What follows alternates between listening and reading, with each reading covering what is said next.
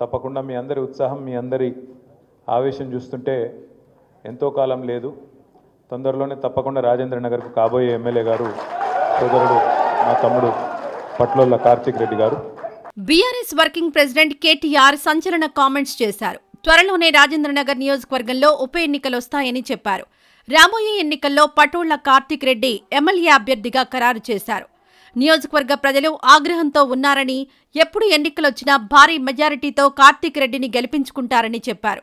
కాంగ్రెస్ ఇచ్చిన హామీలు అమలు చేయలేదని, మళ్లీ బీఆర్ఎస్ అధికారంలోకి వస్తేనే ప్రజల మొహాల్లో నవ్వొస్తుందన్నారు. కార్తిక్ రెడ్డి విజయానికి అందరూ పనిచేయాలని కేటీఆర్ పిలుపునిచ్చారు. బీఆర్ఎస్ పార్టీ నుంచి కాంగ్రెస్ పార్టీలో చేరిన 10 మంది ఎమ్మెల్యేల నియోజకవర్గాల్లో ఉప ఎన్నికలొస్తాయని కేటీఆర్ అంటున్నారు.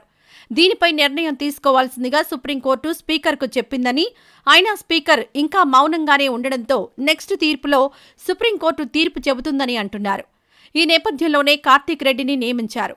ఇప్పటికే కార్తిక్ రెడ్డి నియోజకవర్గంలో పర్యటిస్తున్నారు. ఔటర్ రింగ్ రోడ్ లోపలి మున్సిపాలిటీలు, కాలనీలు, గ్రామాల ప్రజలతో మాట్లాడుతున్నారు. రాజేంద్రనగర్ నియోజకవర్గానికి రావాల్సిన మెట్రో ప్రాజెక్టు విషయంలో పార్టీ మారిన ఎమ్మెల్యే ప్రకాష్ గౌడ్ స్పందించాలని కార్తిక్ రెడ్డి ప్రశ్నిస్తున్నారు. అధికార పార్టీలోకి వెళ్లిన తర్వాత రూపాయి తెచ్చిన దాఖలాలు లేవని అంటున్నారు. అయితే కాంగ్రెస్ ఇటీవల చేసిన బీసీ కులగణన తప్పుడు లెక్కలు అని బీఆర్ఎస్ పార్టీ అంటోంది.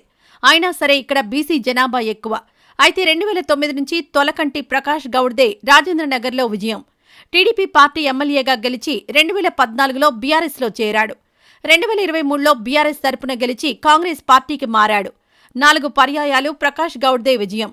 రాజేంద్రనగర్లో బీసీల ఓట్లు ఎక్కువని, అందుకే ఆయన గెలుపు ఖాయమని నిపుణులంటున్నారు. ఈ కారణంగానే రెడ్డి సామాజిక వర్గానికి చెందిన నాయకులకు ఈ నియోజకవర్గంలో ప్రాధాన్యత తక్కువ అంటున్నారు. చివరి అసెంబ్లీ ఎన్నికల్లో బీజేపీ తరపున ఎమ్మెల్యే అభ్యర్థిగా తోకల శ్రీనివాసరెడ్డి 2వ స్థానంలో ఉన్నారు. ఇప్పుడు కార్తిక్ రెడ్డి బీఆర్ఎస్ తరపున నిలబడబోతున్నారు. మొదటినుంచి ఆయనది రాజకీయ నేపథ్యం ఉన్న కుటుంబమే. ఆయన తల్లి సబితా ఇంద్రారెడ్డి గురించి తెలిసిందే. తల్లి ఇమేజ్ కూడా కార్తిక్ రెడ్డికి ఉపయోగపడుతుందని పార్టీ నమ్ముతోంది. చూడాలి మరి బీఆర్ఎస్ వ్యూహం ఎంతవరకు ఫలిస్తుందో.